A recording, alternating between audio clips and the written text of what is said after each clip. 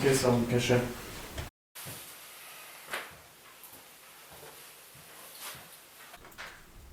Finally, a second chance.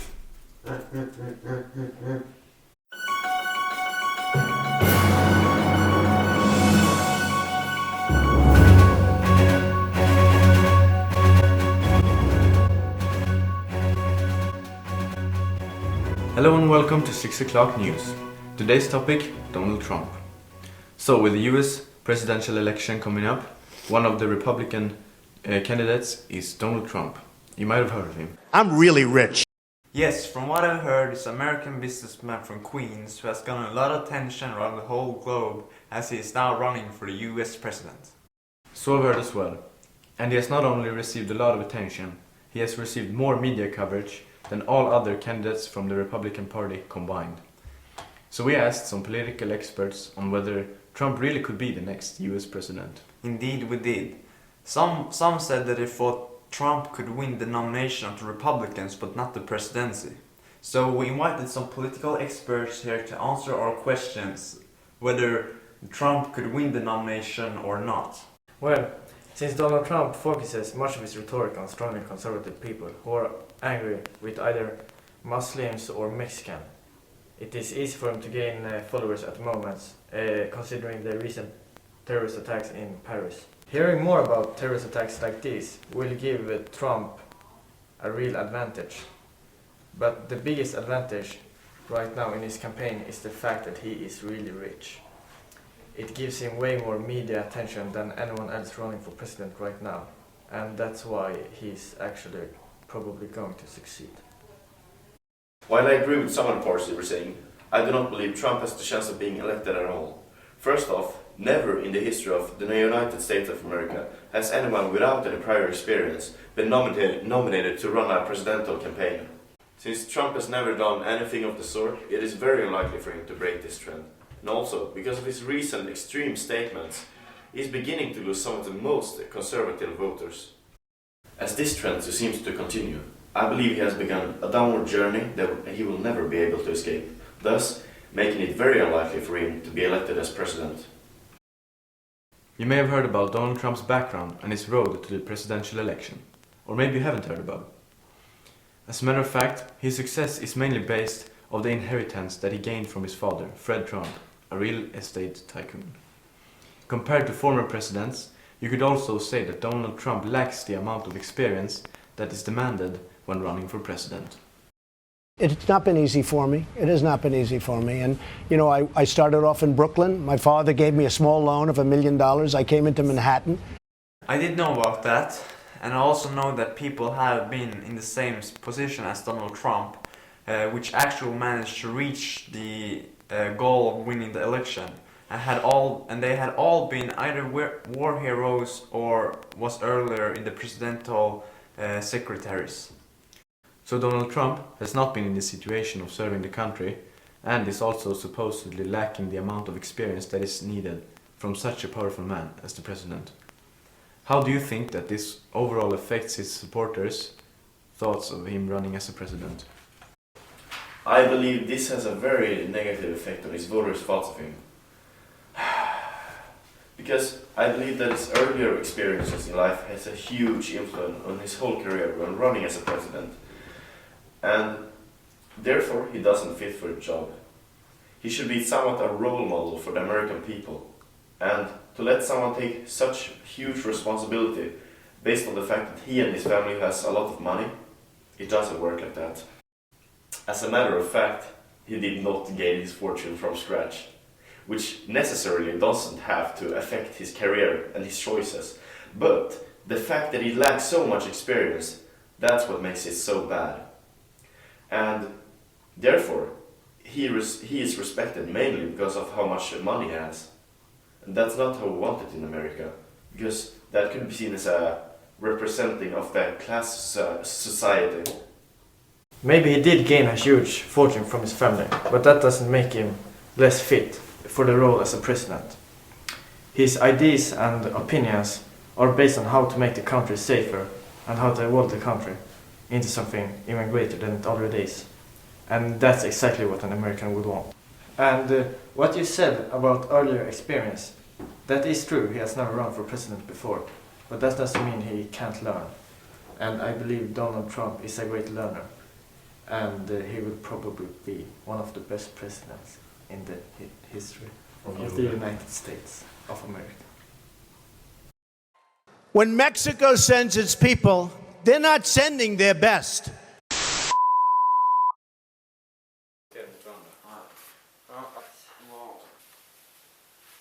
Okej, vi...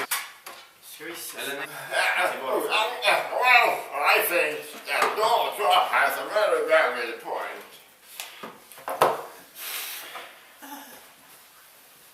Welcome to the studio.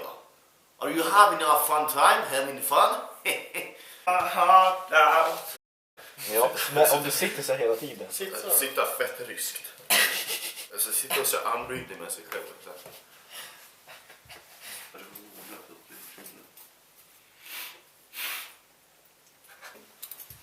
Yellow!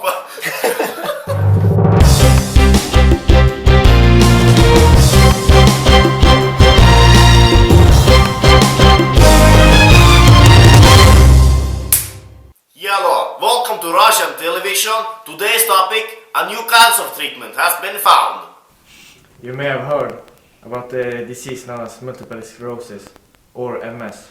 If you haven't, it's a disease which attacks your immune system, and it will cause you to get scars. If left uncured for too long, it will also make you lose control over your body. But luckily, doctors have found a new cancer treatment known as HSCT, which uses chemotherapy to destroy the faulty immune system. It is then rebuilt with the patient's own blood, and this new immune system is in such an early stage it cannot develop MS. A lot of patients have returned to normal health after this treatment, but it involves intensive chemotherapy, which will cause hair loss and nausea. Yeah, and the other problem with this treatment is that it costs £30,000. We have invited experts in this field to answer some of our questions. The transplant involves a one-off cost of about £30,000, which is comparable of the yearly cost of regular MS treatments. Should a HSCT treatment replace the current treatment for MS patients? The HSCT treatment involves intensive chemotherapy, which causes side effects like nausea and hair loss. There's also the fact that your body now contains all kinds of chemicals that really isn't supposed to be there. A MS patient by the name of Paul Kirkham said that he was glad to have gone through with the operation. But he also said, "It does knock you. I'd rather have done 10 rounds with Mike Tyson." And now, I'm not a boxer, but I'm pretty sure that 10 rounds with Mike Tyson would not only be very exhausting, but I feel like it could be lethal in various ways as well. So to prefer that over this MS treatment is a pretty good way to say that the treatment completely destroys you, both physically and mentally. So I don't think we should take this treatment over the current one. At this time, there's no cure for the MS, but only different types of treatments that will focus on speeding up the recovery from the attacks. Therefore, treatment that will completely restore your body from said disease is something new and innovative and should be used until a permanent cure is found. Doctors should focus on giving their patient this HSCT treatment because it will possibly cure them. Because the transplant involves the patient's own cells, which are on such an early stage that they haven't developed the triggers to flaunt the MS in their bodies. And instead of letting the patient be laying in their homes or in the hospitals and doing nothing, they should be able to get the transplant so they will get their life back as they knew it before the MS got triggered in the body.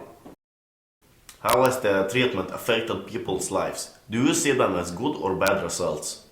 Research have shown that although HSCT may be able to stabilize or improve disability in some people with MS, it may not be effective for all types of the condition.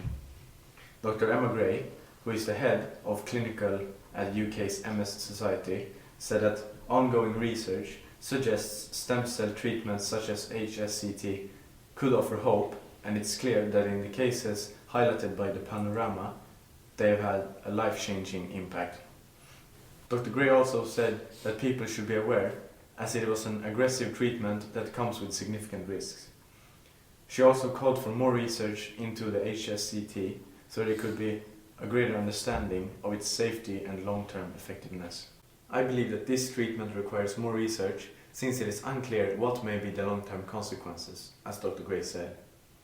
More research is needed to get a greater understanding of the long-term effectiveness, which means that it might not be 100% effective after a patient has gone through with the HSCT treatment. Well, the BBC Panorama program got exclusive access to some of the patients that have undergone the transplant of the HSCT treatment. One of them was Holly Drury, who was just 21 years old when she got the diagnosis of the MS in her body while she was with a child. She said that the transplant was like a miracle. She got back some of the function that she had lost from her body, for example, the movement and the strength. And she was now able to carry her own daughter and be able to do some of the activities that she did before the MS in her body. Even thought the stem cell transplant will come with some risks, for example, giving you nausea or hair loss. It's real life-changing, will give your life back. And even thought that after the transplant you will feel physically and mentally destroyed. It's worth it instead of giving up and laying in home or in the hospital and doing nothing by yourself. So this transplant is real life-changing and will take away the MS from your body maybe for a few years, a few months, or maybe a few weeks. And I believe that it's worth it instead of not taking the MS and not having any function over your body. Hello, that is it from today. Please smash that like button and leave a subscribe. Är det slut eller? Jaha. Snälla. Så jävla dåligt. Smash that Smash that like like button. button and leave a subscribe. Ja. Vad är det vi spelar in då? Är det någon sexlek? Precis.